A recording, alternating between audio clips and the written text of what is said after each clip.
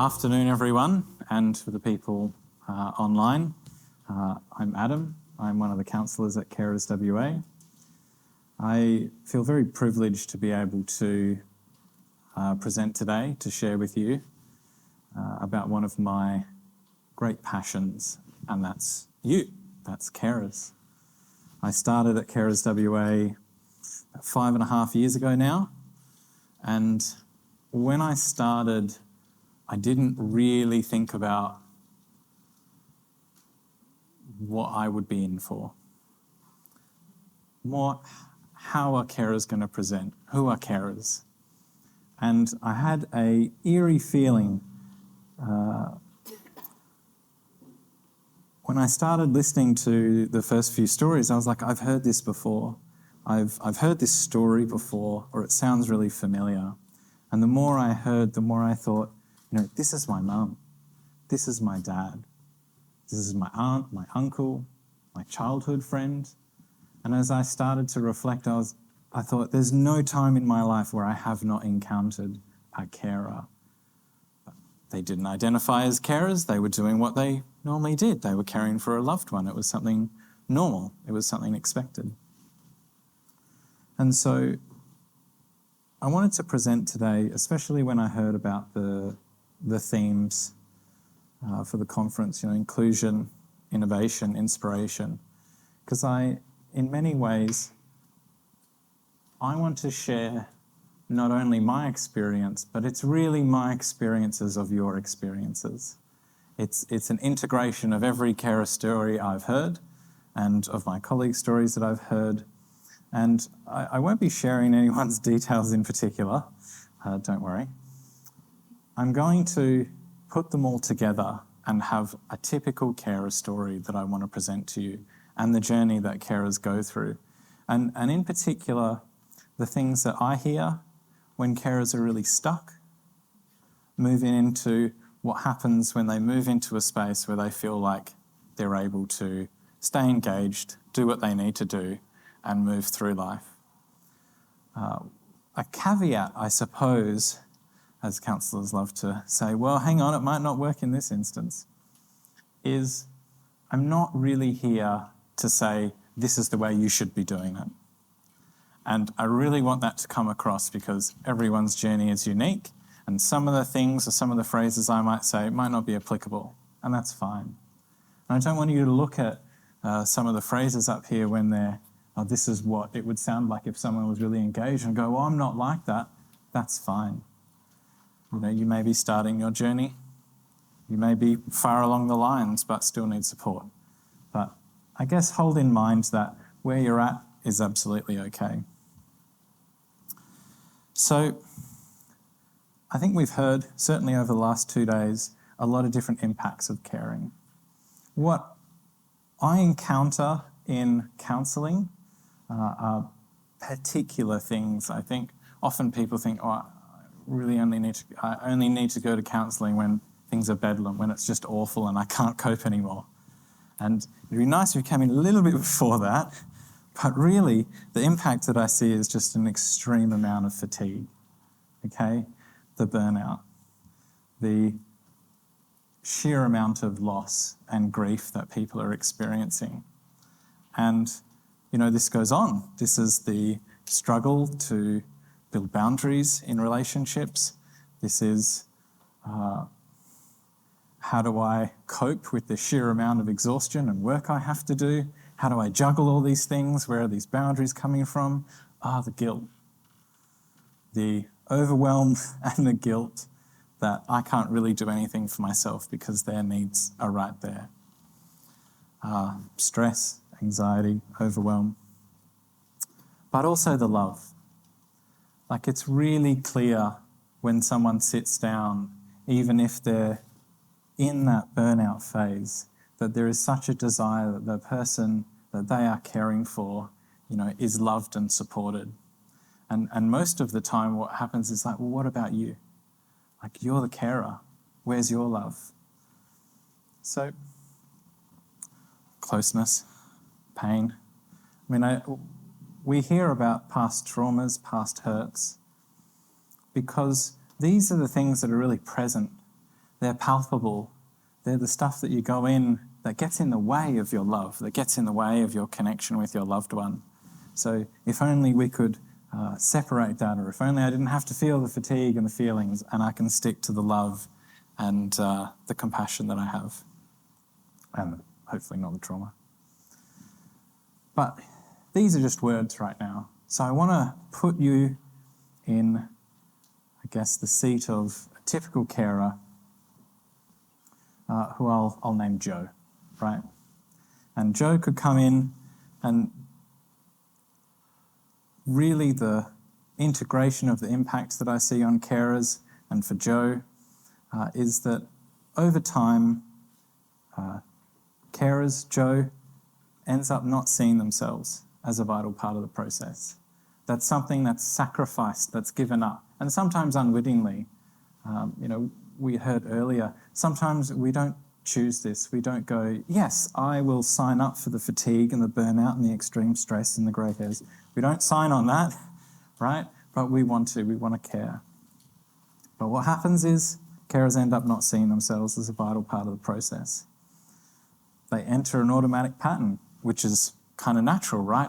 All my attention goes towards my loved one. But there's nothing left, right? And lastly, they end up reducing their connections because their own capacity to look after their own needs is severely diminished. There's nothing left for them. And so what I hear is like, well, what do you do about that? How do you confront all that and continue to move forward? Well, let's look at Joe. On the slides, you'll see some lovely circles there to depict Joe and Joe's partner. So initially, Joe and their partner have an ideal relationship, as much as any relationship is ideal. It's interdependent, they can depend on each other, and they're having a lovely time. But what starts to happen is Joe's partner ends up with an illness. And there's a lot of dependency. There's needs that now Joe needs to take care of. And you'll notice on the circles, a little bit more of Joe's being taken up. Less time for Joe. Things like this. Loss of intimacy, a loss of confidence, probably a loss of energy. And as Joe moves through in the later stages, there's almost a complete overlap. It's really hard for Joe to actually see himself, acknowledge himself, or get any time. And this seems like a natural part of the process when there's such demanding needs. However, carers are people too. And carers need that support as well. And it's one of those things that's really important. How do we see carers? How do we acknowledge carers and validate them for the massive contribution that they contribute? Like, we have figures in terms of like the monetary amount that carers save society, right? It's like 60 billion or something like that. Whereas the emotional impact of carers is incalculable. The support that they hold families together, that they glue communities together, like that figure, priceless, right? Oops, can I go back? Doesn't matter. The last one was just a circle that was just Joe by himself. Maybe Joe's partner went into respite or something like that, and he finds some time. It doesn't necessarily mean that the journey's over for Joe, because even if there's temporary absence of that person, there's so much. All those words on the previous slide, the fatigue, the burnout, all that stuff's still there. So how do we recognise that? Well, what I've noticed, and what people have generally asked of me as a counsellor, is how do I make these feelings go away? How do I not feel this pressure, this pain? Or how do I keep doing what I'm doing? How do I get even more energy to give to other people? Well, I thought about that and I reflected, and what I found was a few things, a few factors helped people stay really engaged in their caring role, but they still had something that separated them from people that were really in that pit. And the first one was they focused on themselves as part of the solution. I've worded this really carefully, right? Because this isn't to say, here's some more self-care, or you can magically create some time and have some self-care in your life. It is to say that it starts from that place of what are my needs right now? And if shoes are everywhere and you're trying to get someone to school, you might not be thinking that. If they get to school, on your way home, you might be able to think, what are my needs? The second one, they acknowledge their own feelings and the impact they have, right? Yes, I'm a counsellor. Yes, I talk about feelings. They're really important. If you push a feeling down, it doesn't miraculously disappear, right? It stays with you. And as much as we need to see carers and hear carers, carers also need to see and hear the impact that is going on for them and readily acknowledge that. And the last one, they seek connection and assistance from others when needed.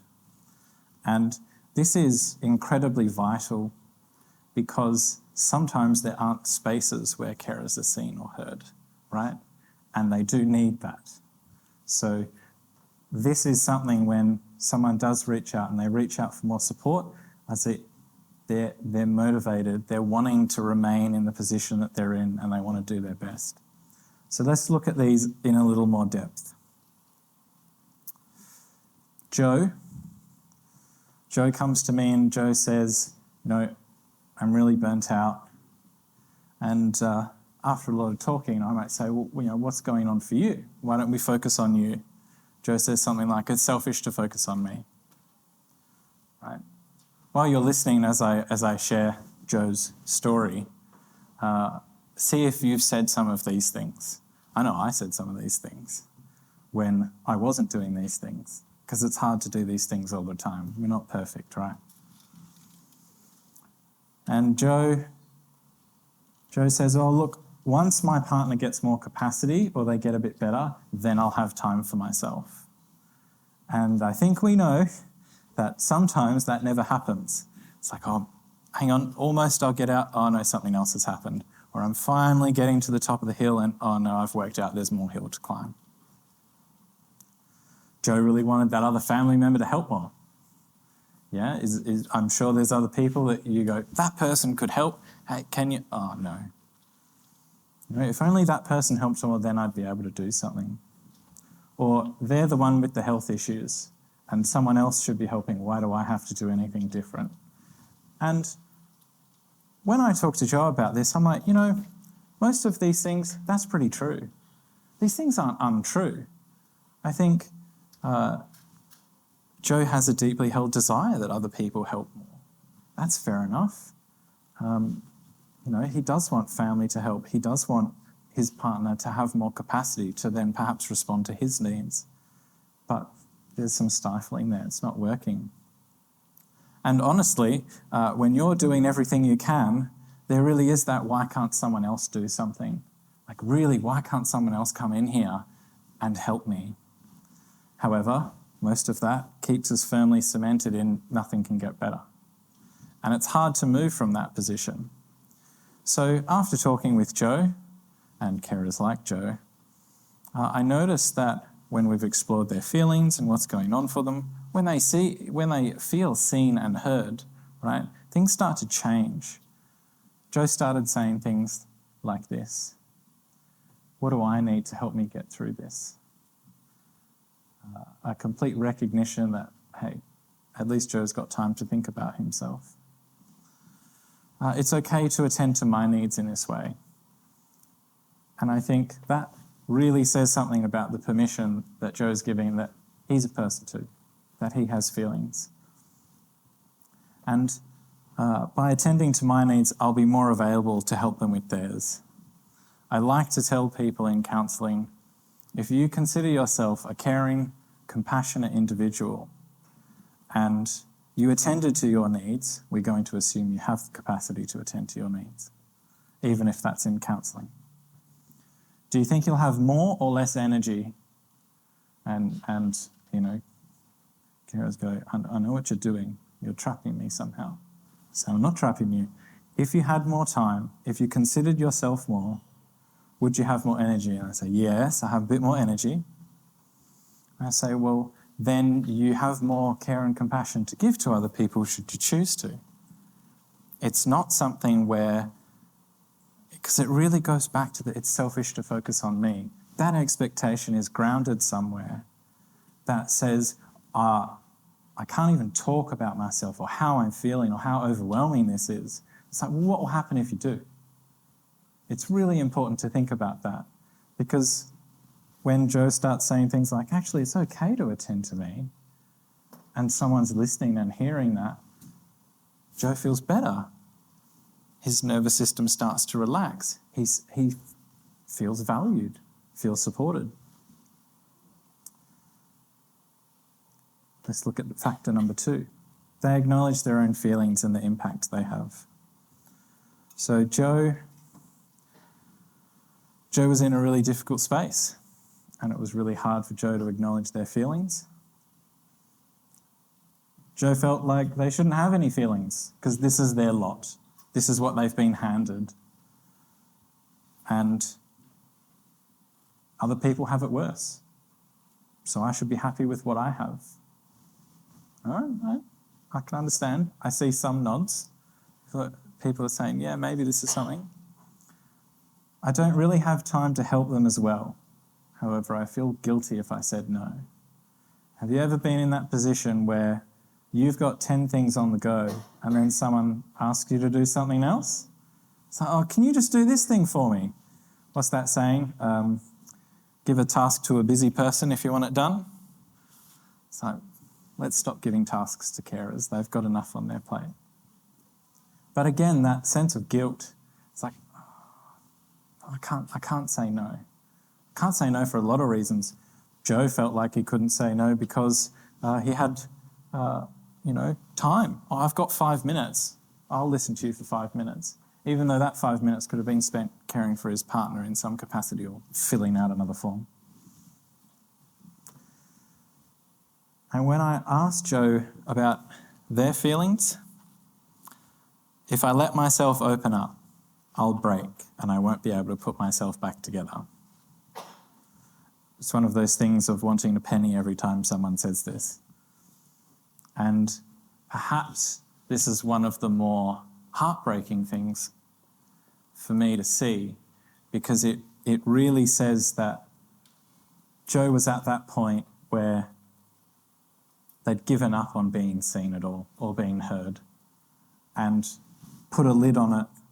And if I open that lid like a pressure cooker, all my feelings go in here and I'll screw it down really tight. But if that comes off, I won't be able to continue caring for my partner. I'm not going to have the capacity because I'm overwhelmed. And I guess I'd like to say, to an extent, when it's getting to that point, it is really hard. That's the slow release on the pressure cooker, right? Not the woo, and then there's the huge dump and then you stuff it back down, right? There's a slow release because things don't happen overnight. But our feelings, they won't end us. If we share our feelings with someone that is listening to us, that is attempting to understand us, that's when we feel connected. Like we have that capacity to feel connected, feel loved, feel seen. And that gives us more capacity. That recharges us. So when Joe starts to talk and he's explored some of his feelings, it moves to an acknowledgement. This feels overwhelming. What do I need to get through this? Kind of a combination of 1 and 2, right? This feels overwhelming, just that sheer acknowledgement. This is rewarding and leaves me feeling connected, yet also exhausted at the same time. Someone said earlier that, it's not just good and bad.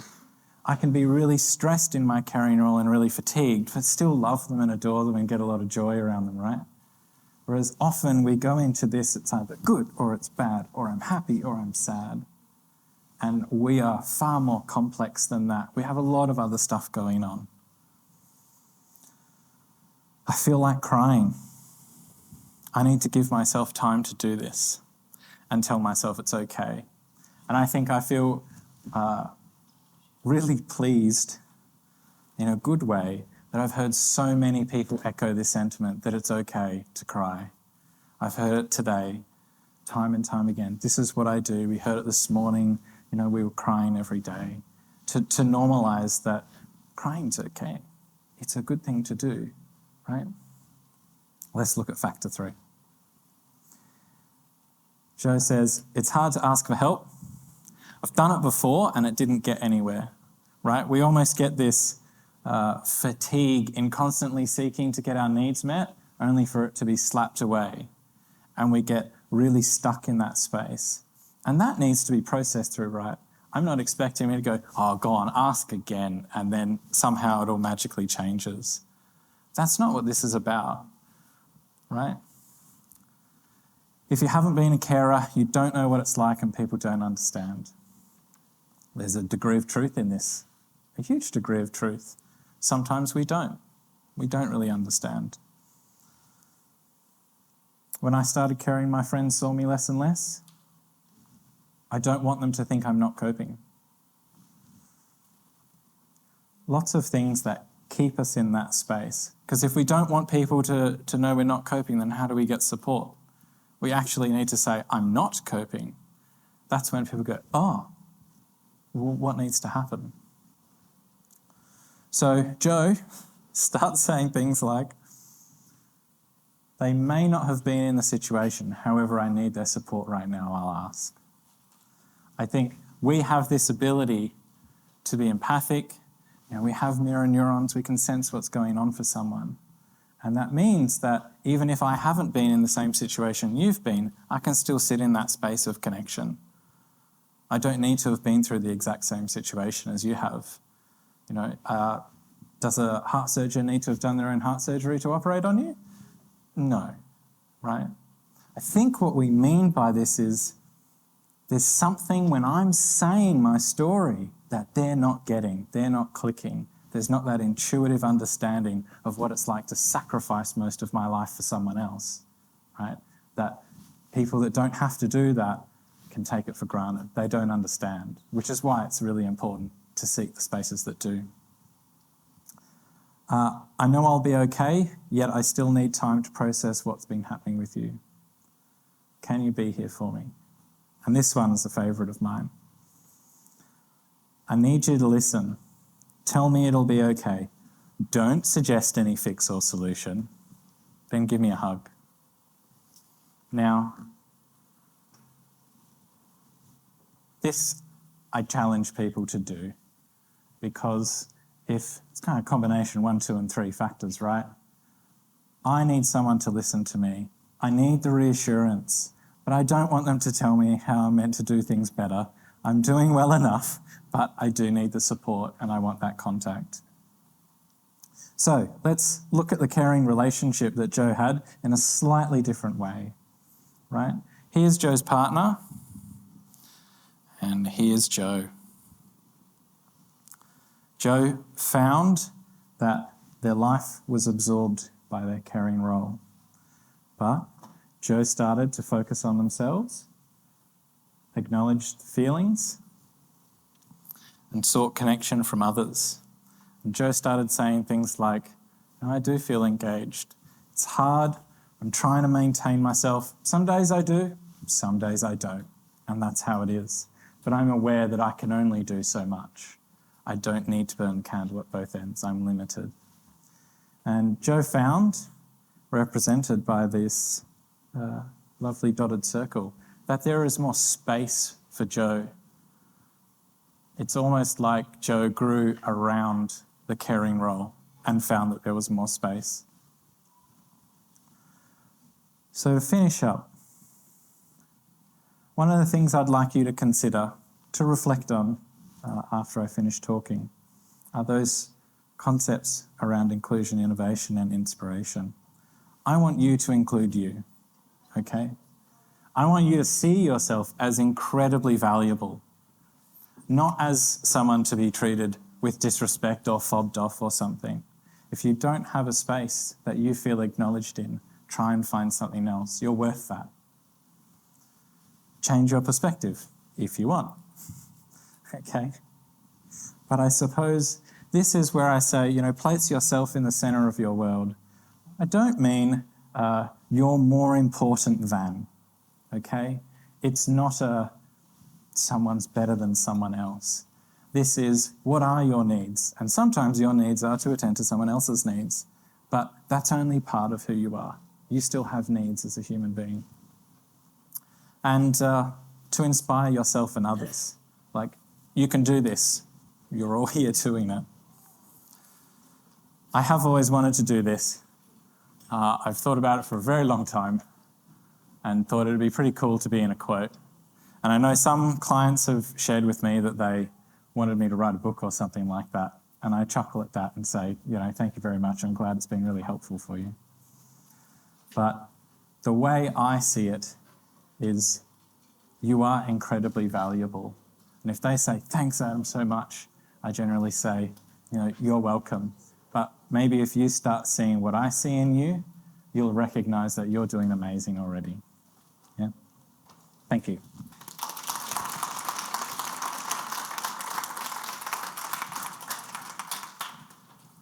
Are there questions? Do we have time for questions? We have time for one question, if there's any questions for Adam. Maybe I did that deliberately. Yep. There's an online question.